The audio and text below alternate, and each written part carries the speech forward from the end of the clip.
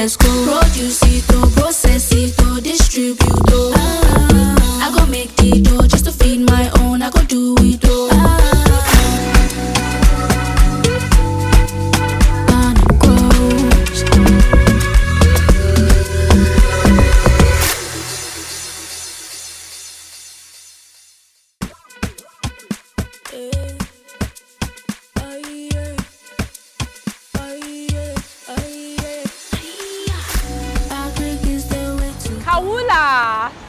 That's hello in Dagbani, one of the many languages spoken in Tamale.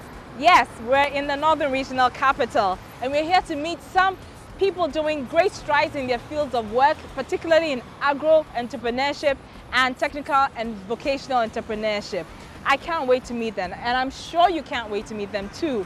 My name is Araba Kumsin, and as always, this is GhanaGrows Edwuma, brought to you by Mastercard Foundation in partnership with the Springboard Road Show Foundation.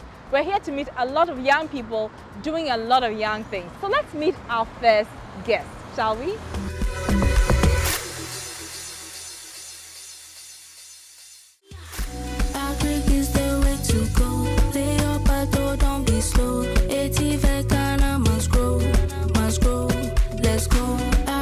Welcome once again to the show. This is GhanaGrows Edwuma, always brought to you by Mastercard Foundation in partnership with the Springboard Road Show Foundation. As I said earlier, we're in the Northern Regional Capital, Tamale, and we're speaking to some agric entrepreneurs who are doing great work in their fields of work. And I have one of them here with me. He's going to introduce himself. Hello. Hi. My name is Abdul Mumin Abass, the CEO of Sung Agrifirm. Sung Agrifirm. Yes. So obviously Agrifirm connotes agriculture, but what exactly do you do? We are into farming and aggregation, that's trade. We farm cereals and vegetables. Yeah. So when you say cereals and vegetables, specifically which cereals and which vegetables do you grow? We do maize, soybean and rice, and the vegetables we do okra and cabbage. Okay, okra and cabbage. Yeah. Okay, but what motivated you to start Sung Agrifirm and actually go into cereals and these vegetables that you mentioned? Yes, actually I'm not an agric person. I did computer science. Wow, that's interesting. Yes, he did computer science and he's now doing agric. I'm now doing agric. So that's 2016. I joined one NGO called DF Ghana. Okay. They were supporting farmers, but then I was not having job, so I was with them doing small. I developed the interest in what they were doing. They support farmers with inputs. When they produce, they do recovery. Okay. So through there, I developed the interest, and I joined one other company after I left them because that is an NGO. When their time elapsed, the people went away.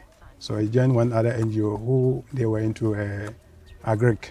They were agribusiness, Samak agribusiness. So I was in charge of their mechanization. They bring combines from India and harvest rice and soybeans for farmers.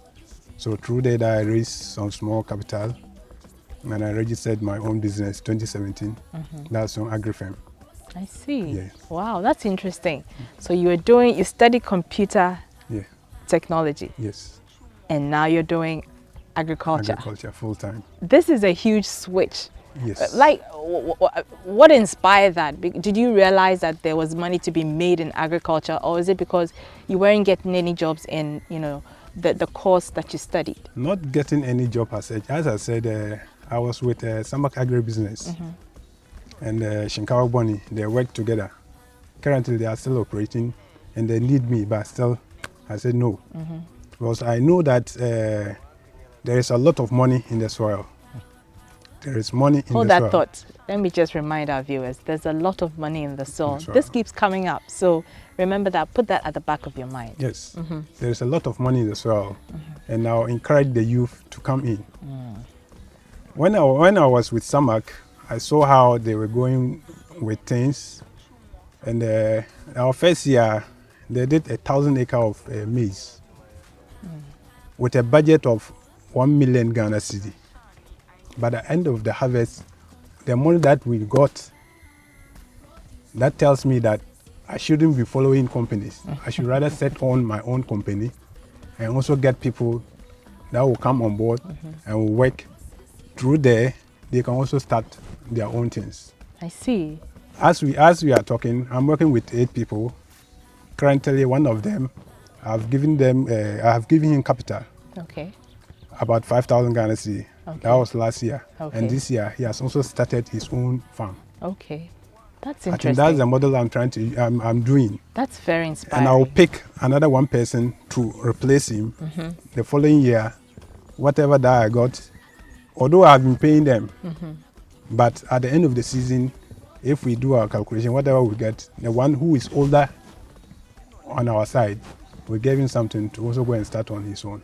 That's very, And very most of them, they are commendable. all graduates. Interesting. They are all graduates. Those working with you are all They are all graduates. graduates. So that's really commendable. He's not just doing it on his own, he's actually helping others to start their agribusiness ventures as well. So kudos to you for that. Do you have storage facilities for your product? Like when you're done cultivating it, harvesting it, where do you store it? Or do you immediately sell to the off-takers or the traders? Yeah, there are some produce that you don't need to store. But I mean, as I said, back at SS, I did business, so I have business mind too small. Okay. So there are some things that you don't need to store for long. The villages or let's say the nuclear farmers, mostly their storerooms are always their banks. They keep their produce. When they want money, they go in, pick and sell. But if you are doing it as a business, I don't see the need of you keeping it. You sell, the money that you get, buy, add something again and sell. Often do you hear of people trying to store up their grains and, sell it during the leaner seasons where they can make more money. But you're saying that this is not the way to go. It's not the way to go. If you do the calculations, the leaner season, the amount that you sell it, if you were turning it over, you get more than that. I see. Yes. Interesting. That's good advice. So do you work with some of the farmers here in this area, or Yes. how do you work? What sort of collaboration do you have with them? Mostly within this area, because they are all nuclear farmers, most of them will come to you, please, I need some support, like input support. So mostly if I want to start the season, I put some number of bags of fertilizer down for those kind of people. I have a gentleman who is around here. Every year I give him fertilizer for his farm. Okay. Yes. So I have almost about 200 farmers that normally I support that with farm input. Let's talk about SungAgrifirm. So looking back since 2017, when you registered the company. 2018 officially. 2018 is officially when you started, yes. Because you mentioned 2017, that was when you registered it. Yes. Okay, so looking back since 2018, when you officially started your agribusiness, how has it been? How would you describe the journey up till now? It's not easy. As you know, agri in Ghana is not easy. But you have to be patient. As a young man, if you are to go into it, you have to be patient. You shouldn't think it's every year that you will make it. My first year, I had losses, and when I did my checks, I saw that the people that are engaged to help in the management of the farms was the problem. Okay.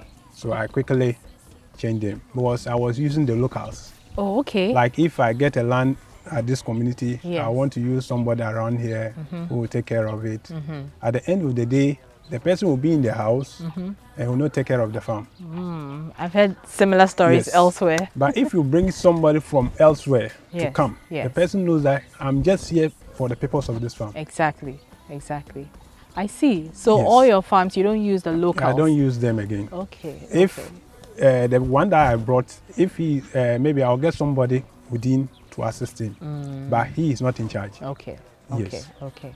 That's interesting. So the first year I made losses, but not go back. I said there was money in the soil. I have to go for it. And that was 2019. That was where I make a lot of profit since I started farming. 2019 was the time that I make a lot of profit. But at that year, I did not even do a lot of acres. I did only 50 acres by then. Wow. I did 10 acres of soybeans, 20 acres of maize, and 20 acres of rice. I see. Interesting.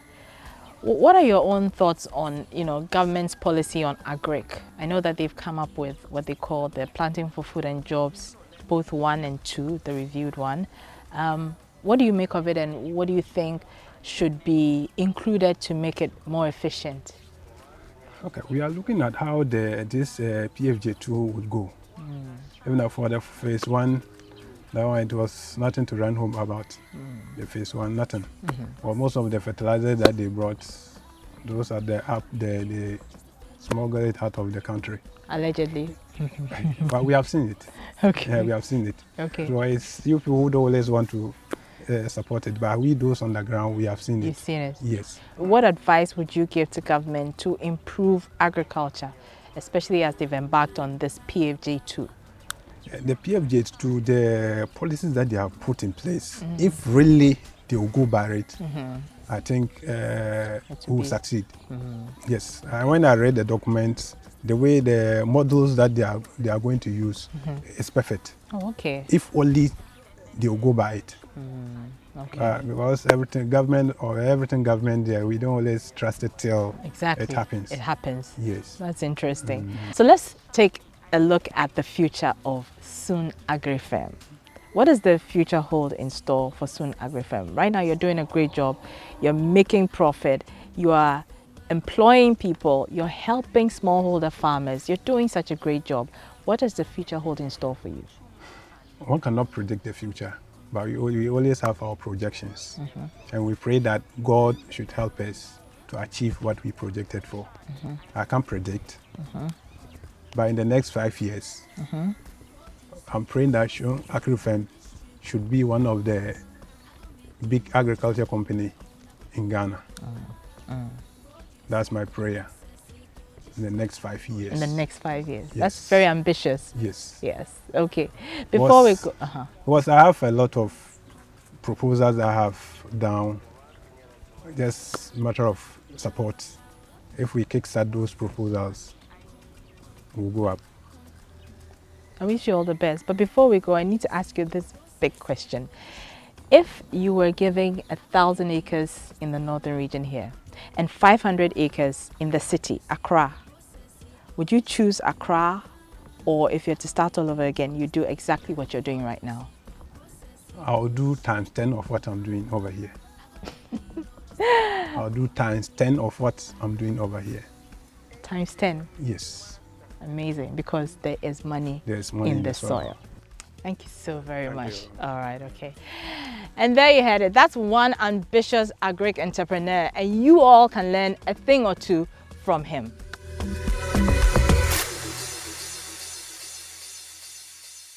Clearly, what Abdul Mumin Abass is doing with his company, SungAgrifirm, is restoring a lot of hope to many people here who thought that they couldn't do anything with agriculture. Now they are finding money in the soil, and you can too.